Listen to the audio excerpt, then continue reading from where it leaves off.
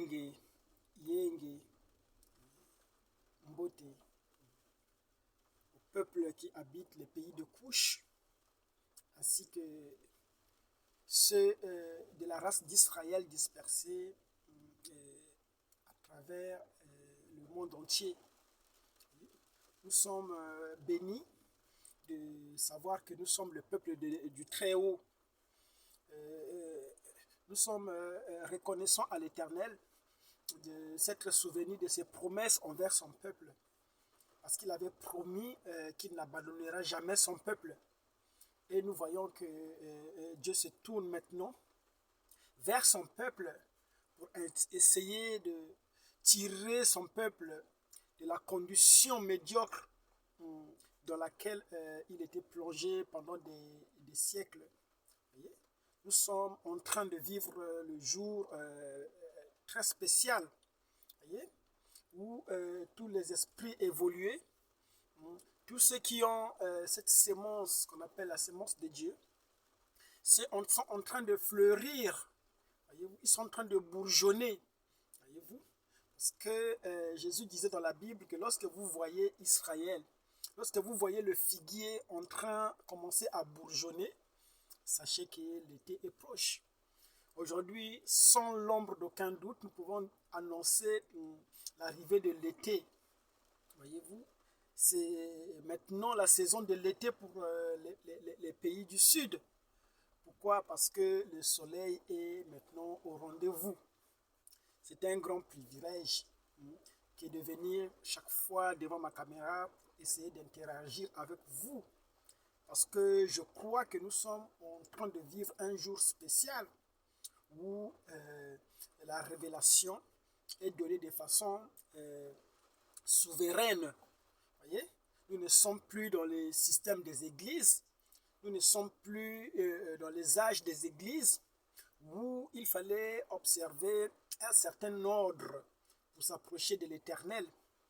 Nous savons que lorsque les temps des gentils, les âges de l'église s'arrêtent, la révélation est donnée de façon souveraine. Parce que les prophètes disaient qu'en ce jour-là, personne n'enseignera à l'autre connaît Dieu. Pourquoi? Parce que nous serons tous enseignés de lui. Nous le connaîtrons tous. La révélation est comme une pluie qui tombe. Voyez-vous, la pluie ne choisit pas sur quelle terre est tombée. Ce jour-là, lorsque l'ange de l'Éternel est descendu, voyez, Balaam, qui était censé être le prophète en ce temps-là, n'a pas pu voir l'ange de l'Éternel qui se tenait devant. Et Dieu a permis à ce que son âne puisse voir l'ange. Voyez, c'est pour dire que Dieu est souverain en ce qui concerne la révélation. Voyez-vous, parce qu'il lui a plu de cacher ces choses-là aux sages et aux intelligents, mais de les révéler aux petits-enfants. Et les petits-enfants, vous savez, ce sont ceux-là qui sont toujours en train d'apprendre. Voyez, je disais ceci en guise d'introduction. J'avais promis lors de la clôture de la fois dernière, lorsque je clôturais mon sujet sur les trompettes en rapport avec les sceaux, sur le mystère du nouveau vin, j'avais dit que nous allons embraser une autre forme d'étude. Cette fois-ci, notre étude devrait se baser sur la cartographie. Pourquoi? Parce que nous avons presque vu tous les contours du pays en question. Et il était question aujourd'hui de se baser sur la cartographie, voyez-vous, pour essayer de prouver l'exactitude de ce que nous disons. Pourquoi? Parce que lorsque la parole n'est pas prouvée, vous ne pouvez pas avoir une compréhension claire. La foi est claire lorsque elle est basée sur quelque chose de réel, sur un fondement. Or, dans la lettre de Wemebe adressée à Lival, son ami, il dit clairement que la Bible, elle seule ne suffit pas pour soutenir ce que nous croyons. Voyez-vous? Donc, Branham avait réalisé qu'à un certain moment, la Bible elle-même ne suffisait pas ou ne disposait pas de toute l'information possible pour soutenir la croyance. Cela veut dire que la croyance d'aujourd'hui va au-delà de ce qui a été écrit. C'est ce que nous disons sans cesse, que nous avons embrasé l'âge de l'ouverture des sceaux. Cette dispensation où la connaissance vient comme un océan, une connaissance infinie. C'est ce que nous avons vu même dans le domaine charnel, dans le monde extérieur, le monde littéral, où l'âge aujourd'hui de la science, où la science a aussi atteint cet âge suprême où il y a l'excès de connaissances. Aujourd'hui, le discernement ou la magie consiste à sillonner parmi les milliers d'informations que nous avons, voyez-vous, pour se faire des connaissances. Pourquoi? Parce que il y a une pluralité d'informations, voyez-vous, à tel point que cela devient encore plus difficile de trouver l'information qu'il faut. Voyez-vous, c'est pourquoi il nous faut beaucoup étudier afin de ne pas être dans la confusion. Donc, je disais la dernière fois, en clôturant mon sujet, j'avais dit qu'on allait se baser sur la cartographie.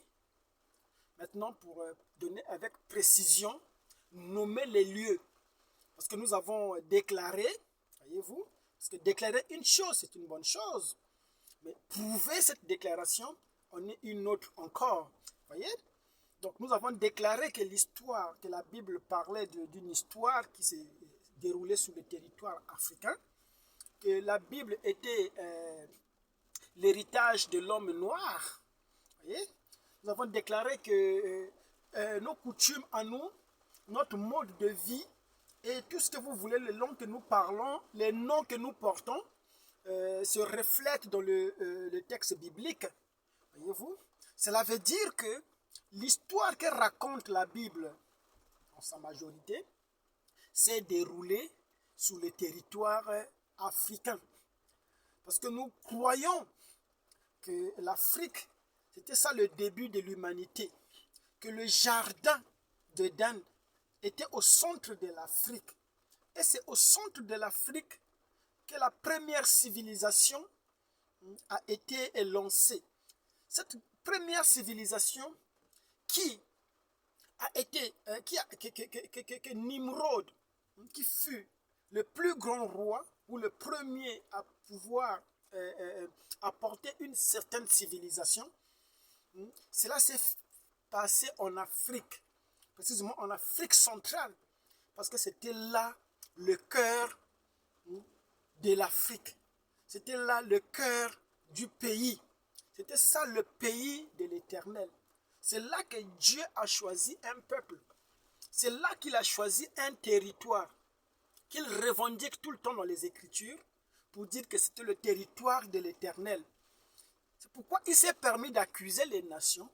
Il dit, je vous traînerai en jugement dans la vallée de Josaphat pour avoir partagé mon pays, pour avoir dispersé mon peuple.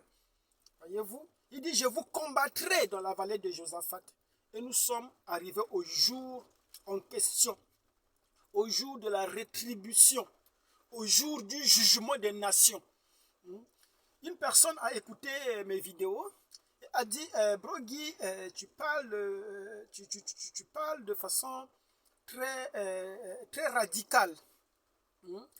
On dirait que tu es presque un raciste. J'ai dit, effectivement, tu as compris l'esprit dans lequel je suis lorsque je parle. Voyez-vous? C'est effectivement l'esprit dans lequel je revendique, en fait.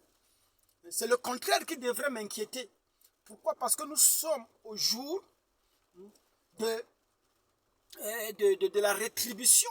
Nous sommes au jour du jugement où Dieu doit juger les nations. Et Dieu utilise la parole pour juger. Voyez-vous? Donc ce n'est pas un jour de grâce, ce n'est pas le jour de pitié. Nous ne vivons pas, je ne crois plus en la grâce. Parce que je crois que la grâce termine lorsque les portes des nations sont fermées. C'est là où on parle de la grâce. C'est que Jésus vous avait dit que si quelqu'un vous frappe à la main gauche, à la joue gauche, donnez la joue droite. Voyez-vous? C'était pour marquer l'année de grâce. Parce qu'il était venu pour introduire l'année de grâce. Mais rappelez-vous que le texte d'Ésaïe qui parle de cela, ne s'arrête pas seulement à l'année de grâce, mais il introduit aussi l'année de vengeance. Or, dans l'année de vengeance, ne vous attendez pas à ce que je vous donne la joue droite si vous me frappez la joue gauche, sur la joue gauche. Pourquoi? Parce que dans l'année de vengeance, c'est le jour de la vengeance. C'est le jour où l'agneau vient pour réclamer ses droits. Tout le long des âges, on parlait d'un agneau qui ne réclamait pas ses droits. C'était le jour de la grâce. Voyez-vous? Aujourd'hui, la grâce a terminé avec les âges de l'Église. Lorsqu'il a posé un pied sur la terre, un pied sur la mer, voyez-vous, un pied sur l'Amérique et un autre pied sur les foules qui sont Rome, voyez-vous, il a dit qu'il n'y a plus de délai, voyez-vous. C'est le jour où le lion, voyez-vous, de Juda doit rugir, le jour où il doit revendiquer. Parce que lorsqu'il vient pour briser les sceaux, voyez-vous, oh, voilà, je vais en venir là. Donc je disais que nous avons clôturé notre premier sujet, notre sujet de la dernière fois, sous le vin, le mystère du nouveau vin. Parce que Jésus disait que je ne boirai plus le fruit de la vigne jusqu'à ce que je boive du nouveau, c'est-à-dire un nouveau vin avec vous dans le royaume du Père. Or, le royaume du Père vient au temps de la fin. Pourquoi? Parce que le ciel devait recevoir Christ, devait retenir Christ, jusqu'à ce que Élie vienne et restaure chaque chose. Comme l'avait dit Paul dans le livre des Actes, que le ciel devait recevoir Christ jusqu'à la restauration de chaque chose. Quand il y aura des nouveaux cieux et la nouvelle terre, il y aura une nouvelle civilisation, une nouvelle économie, un nouveau roi, un nouveau peuple. Et nous sommes en train de vivre le jour en question. Voilà pourquoi la personne qui pense que je suis raciste, il pense bien. Parce que nous croyons que lorsque Dieu traite avec son peuple, voyez-vous, Jésus fait la discrimination. Voilà pourquoi lors de sa première venue, il revendiquait d'être venu pour la race, pour les brebis perdues de la maison d'Israël, uniquement pour eux. Ce qui dit que je suis venu pour les brebis perdues de la maison d'Israël. Voyez-vous, Jésus faisait la discrimination. Je vous ai dit dans les précédentes vidéos que Jésus sautait des malades, voyez-vous, pour aller guérir d'autres malades. Pourquoi? Parce qu'il ne voulait pas mélanger les foules.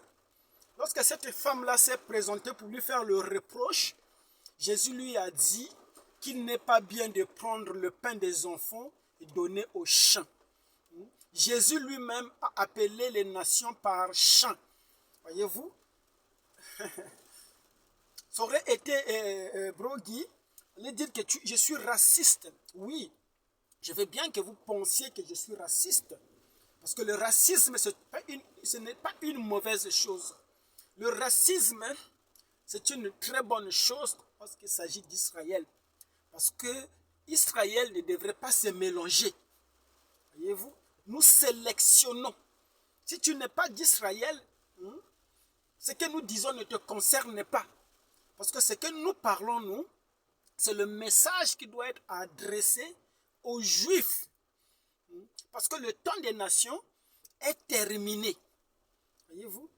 Voilà pourquoi Jésus, en son jour, sachant qu'il était venu, sa commission était pour le peuple de son pays, pour le troupeau de son peuple. Voyez-vous? Il a dit qu'on ne peut pas prendre la nourriture des enfants donnée aux chiens. C'est une nourriture spéciale. Parce que lorsque nous sonnons la trompette, ce n'est plus le jour de la grâce, c'est le jour de la rétribution, le jour des fléaux, le jour du jugement, où notre œil n'a pas de pitié.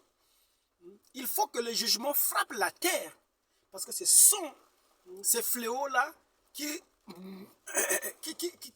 amènent la moisson. Or, lorsque l'ange de l'Apocalypse jette la fossile pour moissonner la terre, voyez-vous, c'est par des pleurs. C'est pourquoi, lorsque Israël sortit de l'Égypte, cela s'est fait sur la base des pleurs et des grincements des dents pour les Égyptiens. Voilà pourquoi aujourd'hui les nations, nous parlons des trompettes, parce que nous croyons que ce sont les trompettes qui amènent toutes ces choses-là. Les trompettes, lorsqu'elles sont sonnées, voyez-vous, cela libère les fléaux. Et les fléaux, c'est ça, ces choses-là qui rassemblent Israël. Parce que lorsque les fléaux sont, le jugement est lâché, il n'y a qu'un seul endroit de refuge, c'est au-delà des fleuves de Couche. Voilà pourquoi l'attraction aujourd'hui se passe dans le pays au-delà des fleuves de Kunchi. Donc, je reviens sur ce que j'étais en train de dire, que nous allons débuter une autre forme d'étude.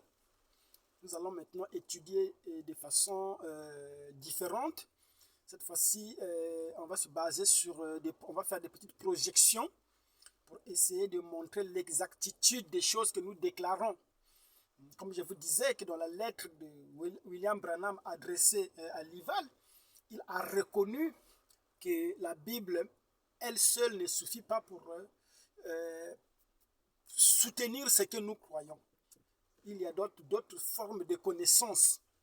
Et lorsque nous rentrons dans l'âge des sceaux, voyez-vous que les sceaux ne font pas de discrimination. Voyez-vous, c'est la souveraineté de l'inspiration maintenant qui se manifeste. Voyez-vous, là où les membres d'église ne veulent pas voir, les païens comme les Omutunde, ils voient des choses.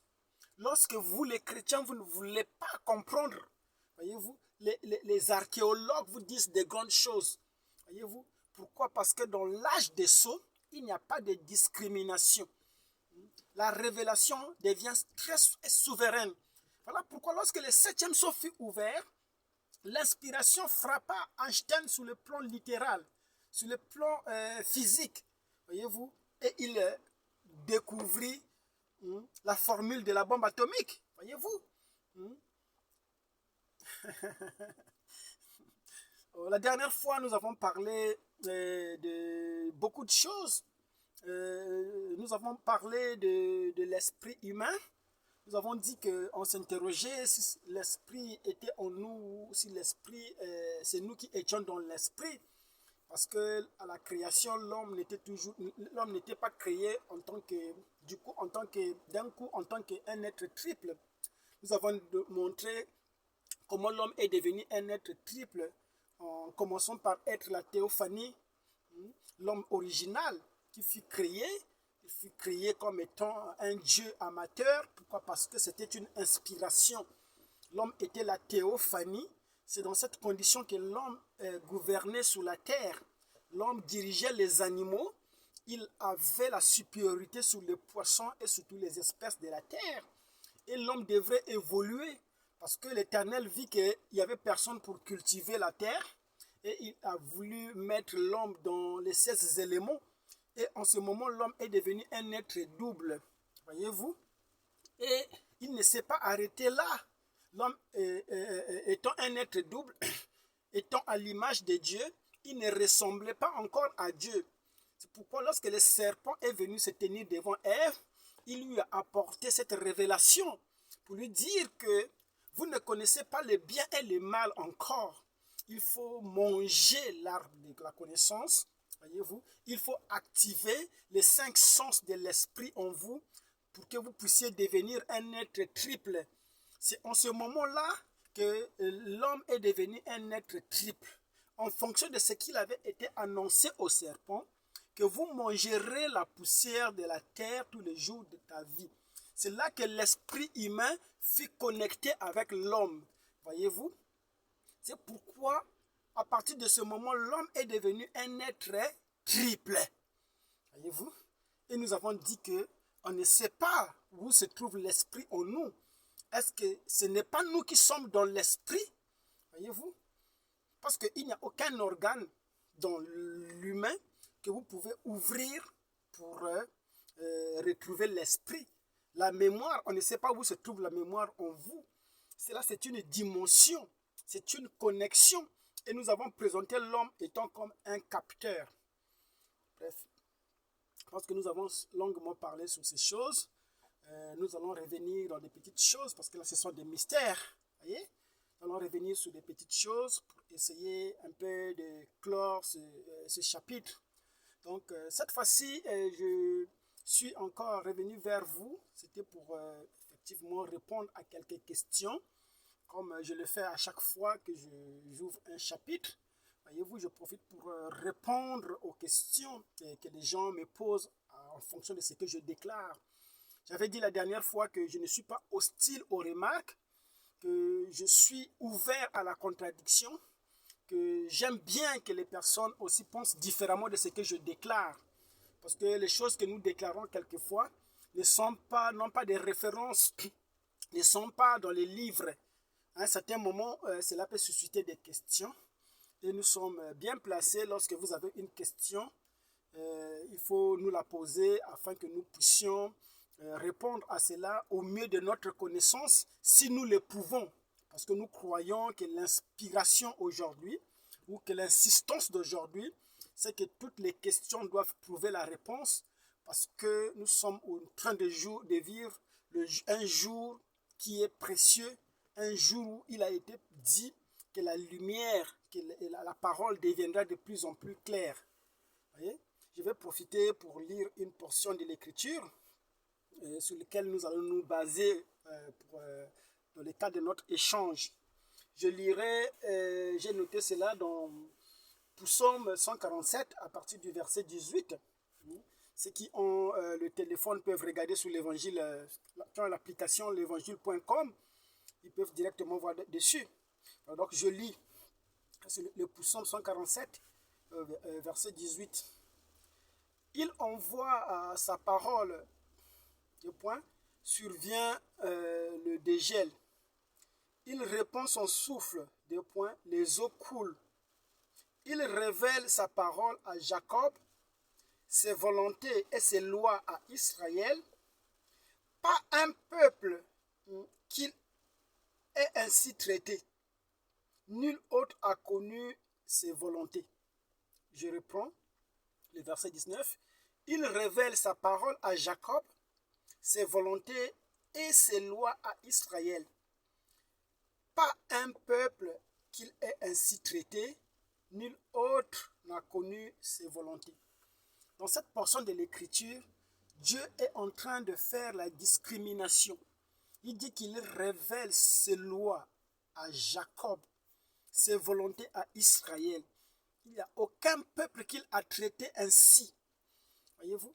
Donc, lorsque nous parlons des trompettes, ce message est adressé uniquement à Israël. Parce que les trompettes, c'est le message de réveil pour le peuple d'Israël. Pourquoi? Parce que Dieu réserve un traitement spécial pour Israël. Voyez-vous? Il a donné sa loi à Israël. Il n'a pas donné la loi à la Chine. Il n'a pas donné ces mêmes lois-là à la Russie. Moins encore à la France ou à l'Angleterre. Mais ces lois ont été données à Israël. Ses volontés. Il a fait savoir, connaître ses volontés à Israël.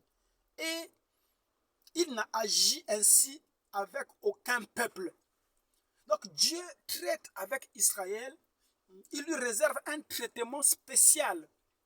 Voilà pourquoi, lorsqu'il revient dans la dispensation d'Israël, alors les choses doivent changer. La dernière fois, j'ai posé la question au pasteur, au prédicateur. Avez-vous expérimenté comme William Branham l'ouverture des sceaux? Parce que les gens sont des perroquets aujourd'hui. Les sceaux sont révélés, les sceaux sont ceci. Voyez-vous, mais lorsque vous les observez, ils agissent comme des pourceaux. Ils ne comprennent pas. C'est quoi les sceaux? Ils ne font pas la différence avant et après les sceaux. Parce que pour William Branham, il disait que lorsque les sceaux ont été révélés pour lui, la Bible était devenue un livre nouveau. Il dit que cela était contraire à tout ce qu'il croyait avant.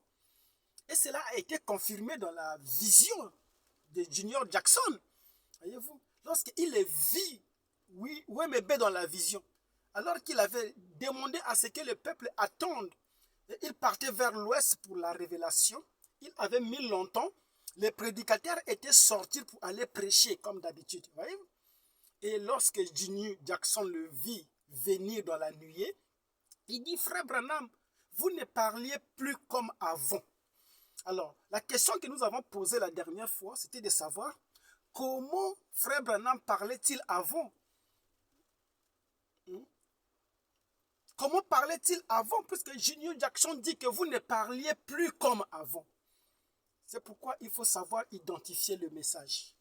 Le vrai message commence à l'ouverture des sceaux. Tout ce qui avait été promis, tout ce qui avait été prêché avant, c'était simplement un fondement pour que le vrai message, qui est contraire au message des âges, soit lâché. Donc, c'est basé sur cette écriture que nous avons lue, démontrant que lorsque nous rentrons dans l'âge d'Israël, c'est la discrimination. Voyez-vous? Parce qu'Israël reçoit un traitement spécial de la part de l'Éternel. Voyez-vous? Donc, l'ouverture des sceaux, voyez-vous, il s'agit d'un peuple, et uniquement ce peuple.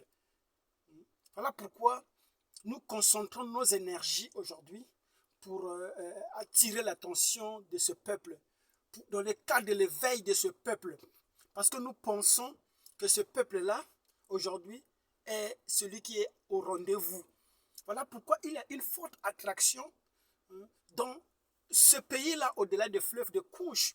Vous avez le grand léopard qui est en train de se redresser. Alors que nous voyons que toutes les nations sont en train d'unir leurs forces pour essayer d'étouffer ce léopard. Mais nous voyons que le Grand Congo est en train de se réveiller. Ça ne sera ni par la force, ni par la puissance, mais c'est par mon esprit.